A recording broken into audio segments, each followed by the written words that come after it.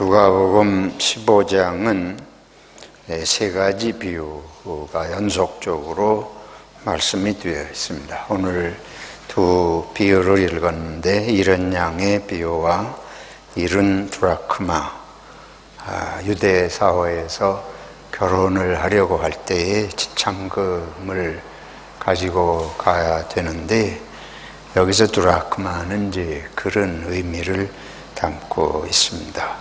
이런 걸 잃어버린 걸 이제 중요한 거를 잃어버렸다가 다시 찾아내는, 오늘 읽지 않았지만 너무 잘 알고 있는 11절 이하에 집을 나간 둘째 아들이 다시 돌아오는 것을 반겨맞는 아버지의 비유의 세 가지 비유가 연속으로 소개되어 있습니다.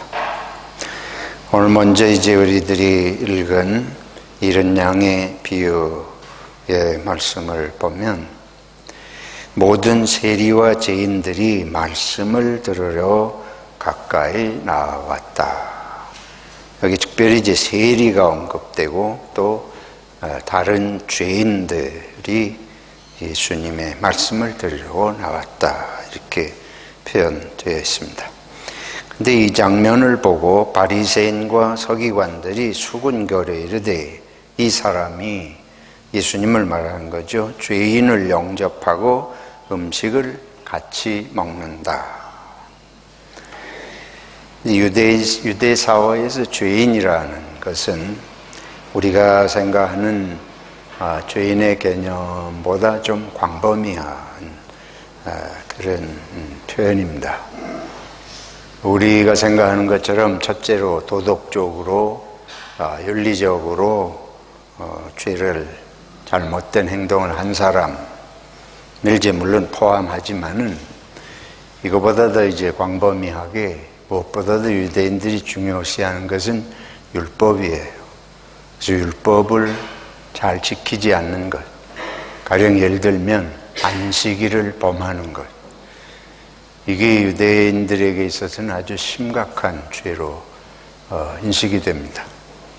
안식일을 범하는, 또 안식일에 하지 말라고 하는 행동을 하는 사람들, 그 죄인에 포함이 됩니다. 그뿐만 아니고 사회적으로 불명예스러운 직업을 가진 사람들, 대표적인 게 세리예요. 여기 언급된 세리. 이거는 유대 사회가 당시 로마의 식민 통치를 받고 있었는데, 세무 공무원들은 로마 정부가 매기는 과도한 세금을 거두어 가지고 로마 정부의 앞잡이처럼 갖다 바치고, 또 거기서 또 일반적으로 자기들이 얼마는 착복하고 하니까 이 사람들이 대표적인 그런 죄인들로 분류가 됩니다. 그뿐만 아니에요. 목자, 양치는 목자들도 죄인으로 분류가 됐고, 우리가 이해하기 힘들지만 어쨌든 그들의 사회에서는 그런 취급을 받는 사람들입니다.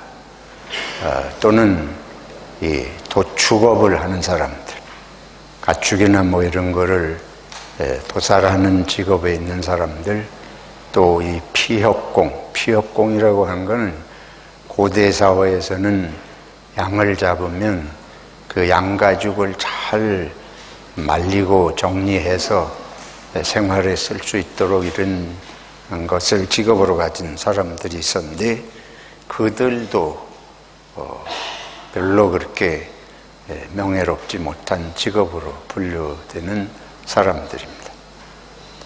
또 유대 사회에서 죄인들로 취급하는 사람들의 대표적인 한 사람들은 이방인은 다 죄인 취급을 받는 사람들이고, 또 이방인들과 함께 가까이 지내는 사람, 이방인들을 접촉한다든지 그들이 집에 가서 머문다든지 식사한다든지, 그리고 이제 여기 나오는 이러한 사람들을 더불어 먹고 마시는, 그러니까 이렇게 말씀하시잖아요.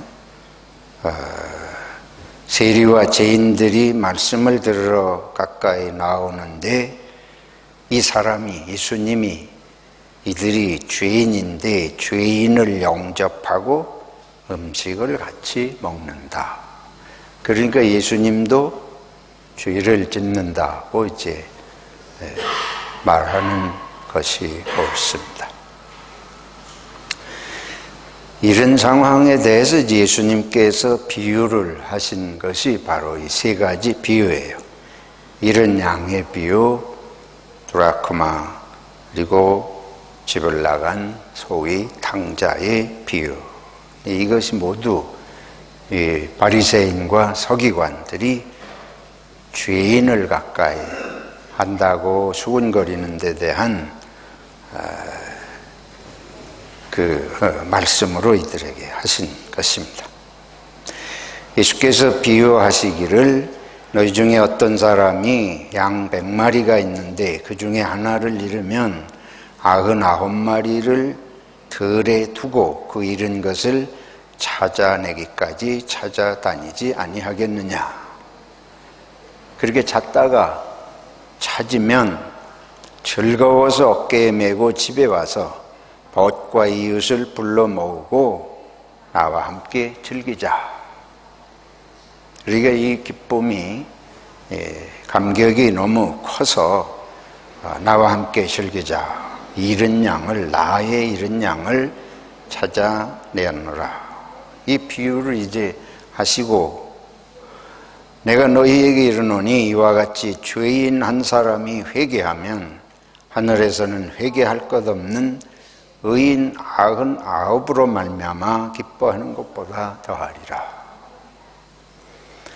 죄인 한 사람이 회개하는 것을 하늘에서는, 즉 하나님 아버지께서는, 그러니까 지금 예수님 앞에 나온 세리와 또 여러 그런 사회적으로 소외된 사람들, 그들이 실제로 죄된 행동을 할 수도 있지만은 지금 말씀드린 대로 사회적으로 차별받고 소외된 사람들, 이 전체를 가리킨다고 이제 볼 수 있는데, 죄인 한 사람이 회개할 때 하나님께서 얼마나 기뻐하시는가 하면 그냥 기뻐한다고 표현하시지 않고 회개할 것 없는 의인, 그러니까 죄인은 회개할 게 있는 사람들이고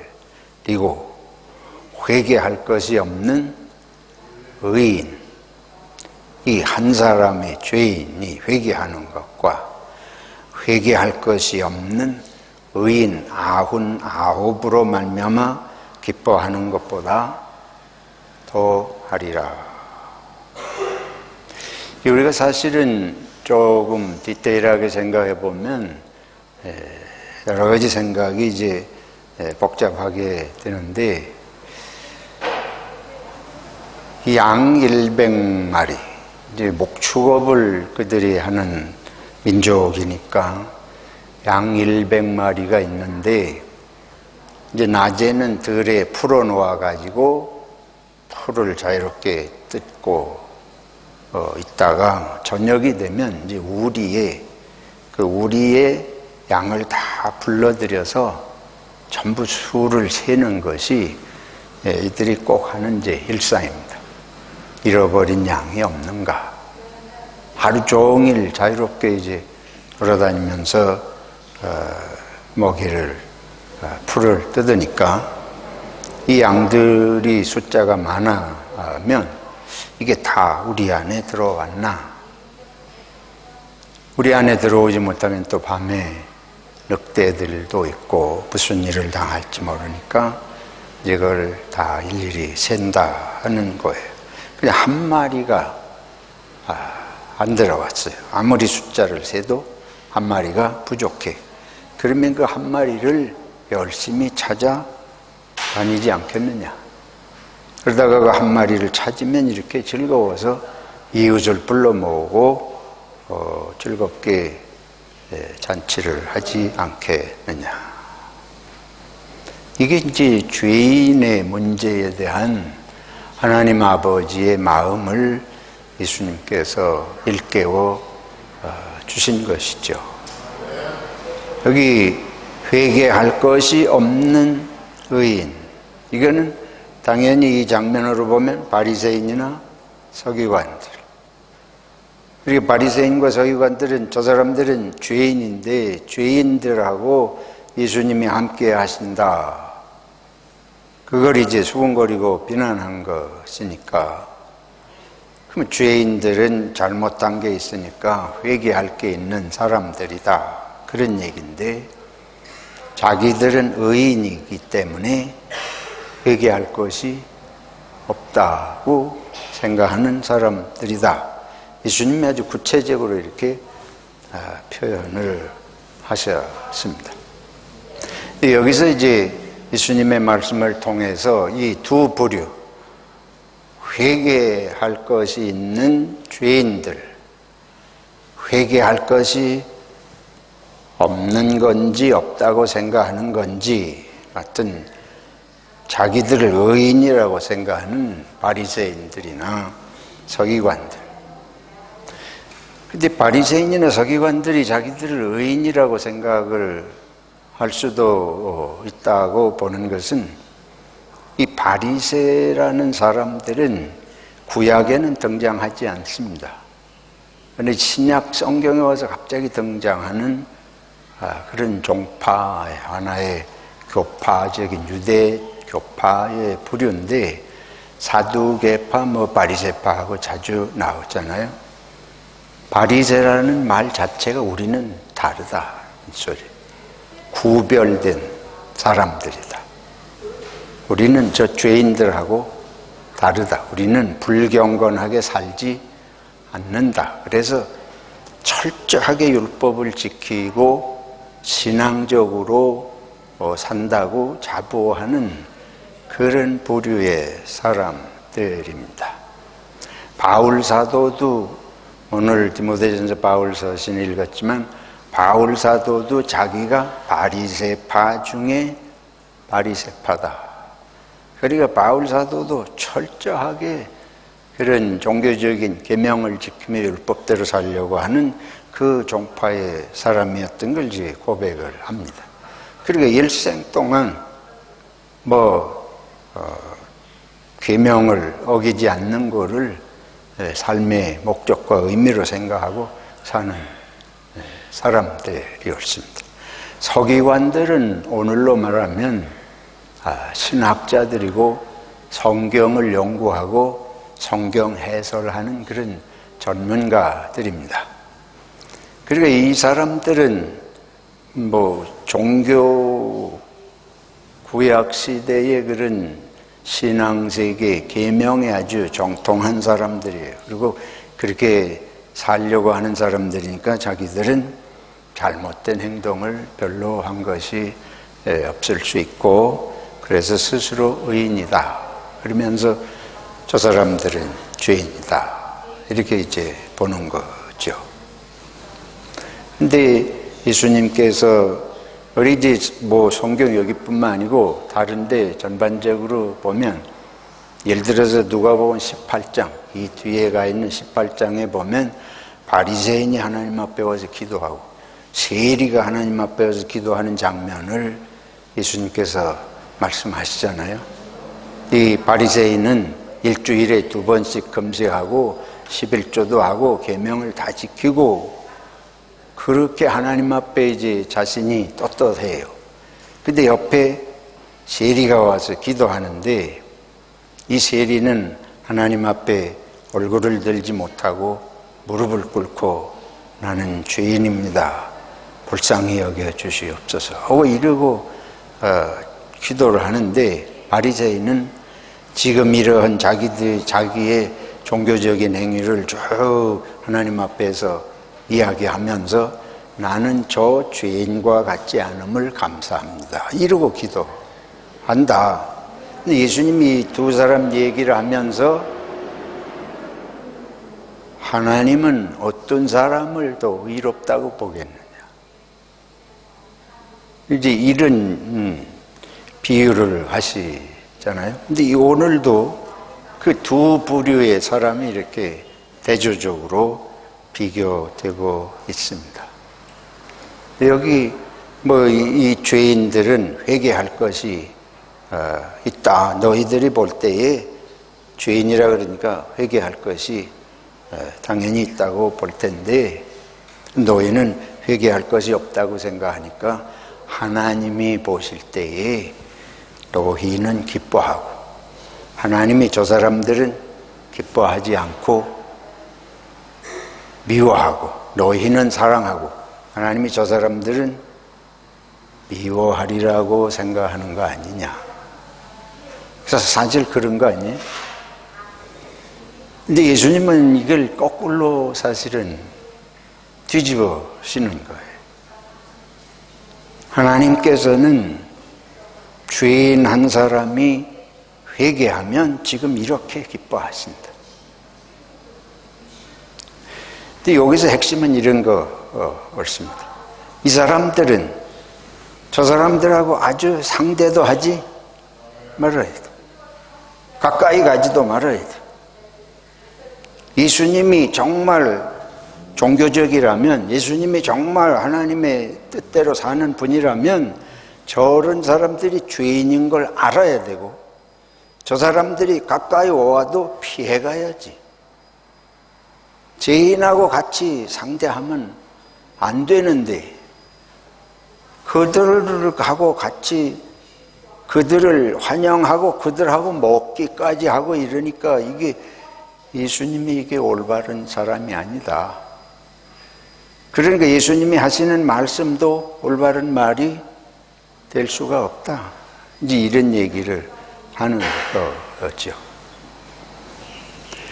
이 사람들이 예수님이 깨우치시는 것은 너희는 너희 눈으로 너희가 의인이라고 생각하고 저 사람들은 죄인이라고, 그래서 구분해서 아주 이렇게 벽을 치고 가까이 하지 못할 이런 종류의 인간들이다 이러는데,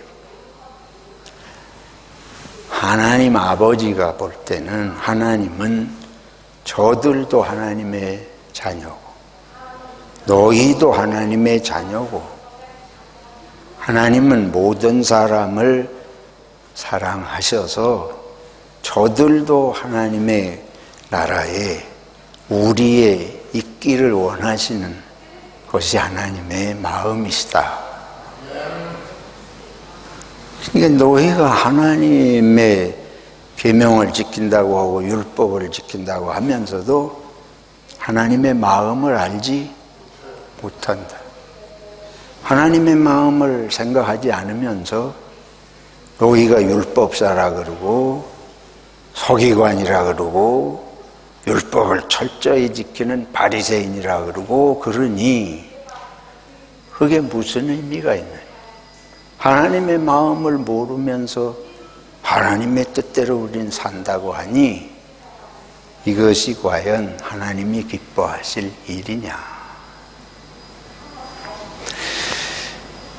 그러면 저도 이제 이런 바리새나 이 서기관과 같은 마음이 이제 있는 것을 돌이켜 보면서 왜 이 사람들은 그렇게 됐을까? 자기들이 종교인 중에 종교인인데 자기들은 신앙생활을 잘하고 하나님 보시기에 합당하고 의인이라고 스스로는 생각하는데 왜 예수님이 보실 때는 이렇게 되어 있는가? 자기의 모습을 알지 못하는 거 아니에요. 우리가 조금 이해를 할 필요가 있습니다. 바리새인이나 여기 말하는 서기관들은 조상적부터 바리새인이고 서기관을 일종의 종교적인 지도급에 사는 사람들이. 그래서 이런 종교를, 신앙을 대물림해서 물려받은 사람들입니다. 레위인이나 제사장은 그거는 레위 지파로 혈통으로 이렇게 유전이 됩니다. 대대손손이 역사적으로 역사에 있는 한 그 제사장은 다른 지파에서 나올 수 없어요. 그런데 바리새파나 서기관은 그런 레위 지파에서만 나오는 것은 아닙니다. 그렇지만은 이들이 전통적으로 가문의 대를 이어서 이렇게 되는 것이 일반적인 당시의 사회적인 현상이었습니다. 그리고 이런 바리새파나 서기관들은 사회적으로 경제적으로는 중상류층에 속하는 사람들이었다고 그럽니다. 그러니까 이들이 볼 때에 자기들은 저런 그 죄인들이라고 보는 세리가 된다든지 또 목자가 된다든지 이런 계층의 사람들이 자기들은 될 리가 없는 사람들이. 그래서 조상적부터 물려내려오는 신앙, 이게 위험합니다. 왜 그러냐? 하나님은 살아계셔서 지금 우리들의 삶에 역사하시고 간섭하시고 우리가 살아계신 하나님을 믿고 그 하나님의 말씀을 삶에서 실제로 살기를 원하시는 게 하나님의 뜻인 줄로 믿습니다. 그런데 우리가 나면서부터 그냥 부모를 통해서 신앙을 그냥 물려받아 오면 그것이 안고 있는 위험성이 있어요. 그냥 어려서부터 교회를 졸졸졸 따라다니기만 하니까 그런 경우에 장점은 있습니다. 뭐냐면 어릴 때부터 여기 바리새파나 서기관들처럼 크게 밖으로 나가지는 않아요. 계명도 지키고 교회 생활도 변함없이 하고 큰 문제가 없는 것 같이 보일 수 있는데 하나님을 개인적 삶에서 체험한 적이 없는 거예요. 그러니까 살아계셔서 나의 삶에 직접 관여하시는 하나님을 잘 믿지를 않게 됩니다. 그냥 신앙이 습관, 신앙이 자기 삶의 한 몸에 배어있는 형식이지 율법을 지키는 것이 그렇게 해야 되는 당위적이고 의무적인 것이지 이것이 내 생명의 중심에서의 의미로 부각되기는 쉽지 않습니다. 그래서 저같이 목사가 된 사람이 이게 실제 문제예요. 목사의 자식들이 신앙생활을 생명성 있게 하기가 쉽지 보니까는 목사가 자기 집에서 보니까 자기 아버지가 하는 짓이 다 보이잖아요. 그뿐만 아니고 어려서부터 무조건 교회를 다니잖아요. 한 주도 예외 없이 교회를 신앙생활 하는 건 아주 몸에 철저하게 배어 있습니다. 장로가 돼도 마찬가지. 신앙은, 기독교 신앙은 이 말씀과 전통을 이어받으면서 동시에 내가 개인적으로 하나님을 만나는 체험이 아주 중요합니다. 그런 체험, 내면적인 경험이든지 드라마틱한 어떤 체험이든지 무엇이든지 간에 자기가 내적으로 변화되는 경험이 없이 습관적으로 신앙생활 하게 되면 생명력 있게 신앙생활 하기 어렵습니다. 이제 오늘 바울 사도를 보세요. 바울 사도가 바리새파 중에 바리새파. 그리고 얼마나 종교적인 열심이 깊었는지 강했는지 예수 믿는 사람들을 다 잡으러 다녔잖아요. 우리가 잘 아는 스토리입니다. 왜 그러냐면 예수 믿는 사람들이 자기가 볼 때는 율법을 어기는 사람들. 지금 바리새파 여기 서기관들도 예수님과 제자들을 자꾸 문제 삼는 건 지금 사회적으로 그동안 내려오는 이런 종교적인 전통을 자꾸 어긴다. 그래서 바울 사도도 예수 믿는 사람들을 이 사회를 어지럽히는 사람들이다 하고는 이제 잡으러 다녔는데, 바울이 변화된 것은 아시다시피 다메스커스라는 곳에 예수 믿는 사람들을 잡으러 가다가 하늘에서 광채가 비치고 자기가 타고 가던 짐승에서 굴러 떨어지면서 눈이 멀고, 그리고 하늘에서 음성을 듣잖아요. 사울아, 사울아, 내가 어찌하여 나를 핍박하느냐. 깜짝 놀래가지고 누구십니까? 네가 핍박하는 예수니라. 그 경험으로 말미암아 사울은 뒤집어지고 일생을 예수 증거하는 선교자가, 복음 전도자가 된 것입니다. 만약에 바울이 그 체험이 없었다면 계속 예수 믿는 사람들을 박해하고 잡으러 다녔을 것이에요.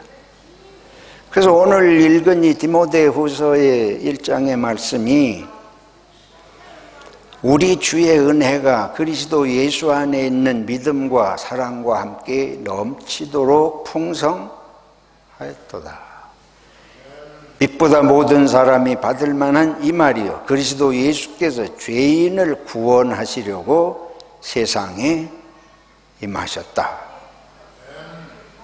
죄인 중에 내가 괴순이라. 전에는 자기는 의인이라고 생각했던 사람. 그런데 하나님을 만나고 보니까, 예수님을 체험하고 보니까 자기가 뭐예요? 죄인이에요. 죄인 중에 두목이에요. 죄인의 괴수, 우두머리다. 이게 신앙의 체험의 중요한 지점입니다. 신앙 체험이라고 하는 건 다른 게 아니고 하나님의 살아계심을 체험하는 거고, 그 다음에 뭐냐면 내가 죄인이라고 하는 것을 체험하는 거예요. 죄인이라고 하는 것이 절박하게 가슴에 메어지도록 이 체험하는 게 기독교 신앙의 중요한 변화의 계기가 되는 것입니다. 지금 바리새인들하고 서기관은 이 체험이 없는 거예요. 신앙을 조상 때부터 물려받기는 했는데, 종교 생활은 잘하는데 하나님의 살아계심을 모르니까 하나님의 마음을 알 수도 없고, 하나님을 체험한 적이 없으니까 자기가 죄인이라는 것을 알지 못하는 거예요. 하나님을 체험하지 못하고 내가 죄인이라고 하는 걸 느낄 수가 없습니다. 안 되는 거예요. 우리는 평생을 변명하면서 나가 죄의가 없다고 우겨대면서 살지, 내가 내 입으로 내가 죄인의 괴수라고 고백하게 되지 않습니다. 그래서 예수님 말씀하시는 거예요. 이 사람들이 일생 동안 너희들은 다 죄인이라 그러지만은, 그 사람들이 자기들이 그러면 죄를 깨닫고 하나님 앞에 회개하면 하나님은 기뻐하시는데, 왜냐하면 이 모두가 하나님의 백성이니까. 근데 너희는 죄가 없다고 스스로 의인이라고 생각하니 회개할 길이 없지 않느냐. 그리고 하나님께서 너희의 이런 모습을 보고 어떻게 생각하시겠느냐. 이 비유가 이 누가복음 15장에 3번이나 계속되잖아요.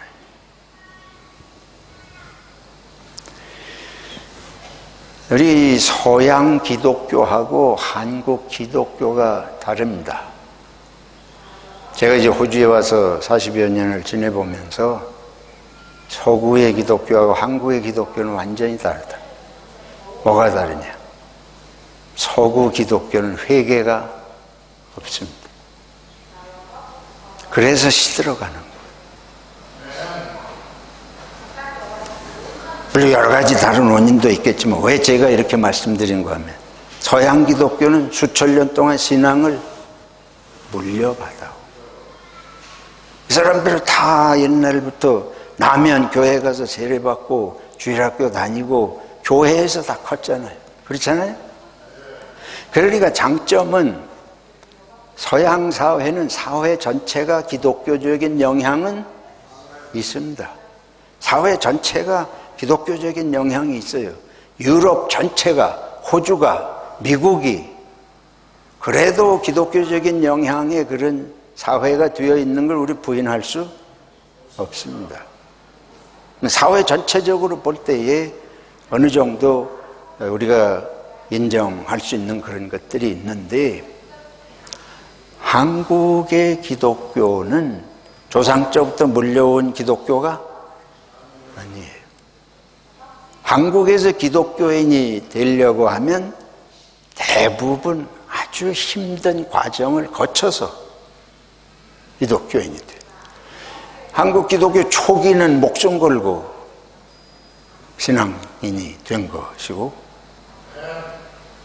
지금 이제 어릴 때부터 기독교인이 안 된 경우에 전도받아서 중간에 기독교인이 되는 것의 대부분은 나름대로 체험들이 있습니다. 체험이 없으면 형식적인 그런 것에 빠지기가 쉽잖아요. 근데 그 체험이라는 건 다른 종교를 믿다가 기독교인이 되거나 예수를 안 믿고 아주 불신앙인이다가 예수를 믿거나 뭔가 일종의 드라마틱한 경험도 있고 외적으로 드라마틱한 게 없어도 어떤 생각이라도 깊은 변화를 대부분 체험하게 됩니다. 그래서 우리는 같이 신앙생활을 해보면 그런 것들의 경험이 대부분 있는 걸 듣게 되잖아요. 그러니까 한국 교회는 새벽에도 기도하고 금요일에도 기도하고 뭐 뜨겁게 기도하고 찬송을 해도 요즘엔 뭐 이런 복음성가 중심에 하지만 저희가 교회 다닐 시절에는 교회 가면 제일 막 박수 치면서 뜨겁게 찬송하고 새벽 기도회에 가면 다 울고 소리치면서 막 기도해요. 그러니까 서양 기독교인들이 볼 때는 이해할 수가 없는 거예요. 왜 교회 가서 울고 소리 지르고 저 야단들이냐. 이건 삶의 깊은 변화들이 원동력이 돼서 그런 패션이 나오는 신앙인들이 대부분 된 것입니다. 그래서 서양 기독교하고 한국 기독교는 근원적으로 달라요. 근데 이게 이제 자꾸만 지금 세월이 흘러오면서 한국 기독교도 대물림이 되는 시간이 길어지잖아요. 서양 기독교에서 지금 서구 사회에서 기독교회가 성장하는 건 순복음 스타일밖에 없습니다. 여기 호주도 성장하는 교회 요즘 좀 문제가 생겼지만 대표적인 게 저쪽에 그 힐송 처치 그렇잖아요. 힐송 처치라든지 뭐 시스리 처치라든지 여기 뭐 그런 교회들 보면 대부분 순복음 스타일이에요. 뭐 예언한다고 그러기도 하고 무슨 뭐 은사도 한다 그러고 뭐 다 이르는 데만 열심을 내고 성장해. 그 왜 그렇게 되냐? 말씀드린 대로 대물림한 신앙은 뜨거워지기가 힘들은 거예요. 형식은 있는데 삶 속에서 신앙이 역동적으로 나타나기가 힘들어요. 근데 이 순복음 스타일의 신앙을 하면 그래도 달라지는 변화가 일어나는 거죠. 왜냐하면 거기서 개인적인 체험을 하게 되니까. 그런 것의 또 대표적인 데가 예수전도단이라는 것입니다. 이것도 서양에서 생긴 거지만 예수전도단 사람들이 하나님의 음성을 듣는다 이러면서 실제로 이제 다 기도하면서 직접 하나님의 음성을 들으려고 그러고 기도하면서 체험하고 그런 종류의 교회들은 다 부흥해요. 근데 한국 교회는 다 그런 거예요. 한국 교회는 다 그런 식으로 시작이 되었습니다. 장로교나 감리교나 순복음교회나 한국교회는 근본 뿌리가 다 그런 변화를 경험하면서 신앙인이 된 거예요. 근데 이제 일부 겉으로는 순복음교회처럼 하지 않는 것 같지만 속의 종교성의 뿌리나 경험은 다 비슷하다는 걸 제가 말씀드리는 거예요. 근데 이것이 이제 말씀드린 대로 대물림 신앙의 시대로 가면서 교회는 점점 힘을 잃어가게 됩니다. 사랑하는 성도 여러분, 정신 차려야 됩니다. 제 믿음도 타성에 빠져가고 여러분의 신앙도 대물림하는 식으로 형식적으로 가가지고는 생명력을 유지할 수가 없습니다. 그러면 이렇게 되는 거예요. 이 바리새인하고 서기관들처럼 핵심은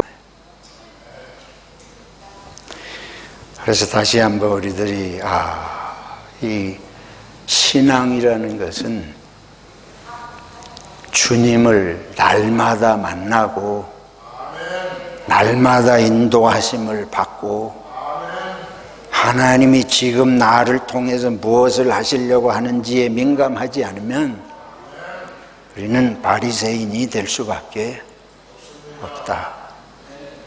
살아있는 신앙인이 되어야 할 줄로 믿습니다. 그리고 저를 비롯해서 우리 자식들이 위험해요.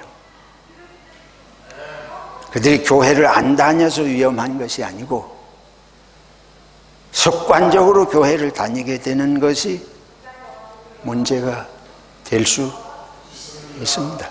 신앙은 대물림한다고 책임져지는 것이 그걸 뭐 안 그런 것보다는 나을 수 있지만은 거기도 함정이 있어요.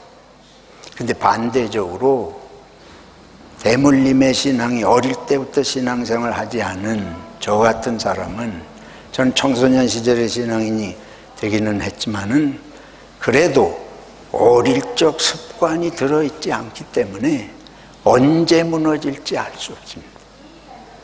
생활로 신앙이 나타나는 게 쉽지를 않아요. 어느 순간에 세상적인 모습이 나를 지배하고 넘어질지 알 수 없는 또 이런 문제가 있어요. 그래서 이 둘은 병행이 돼야 할 줄로 믿습니다. 지금 살아있는 신앙의 삶, 그리고 또 이것이 우리의 삶의 모양을, 틀을 잡을 수 있을 정도로 그러려면 교회가 그래서 중요해요.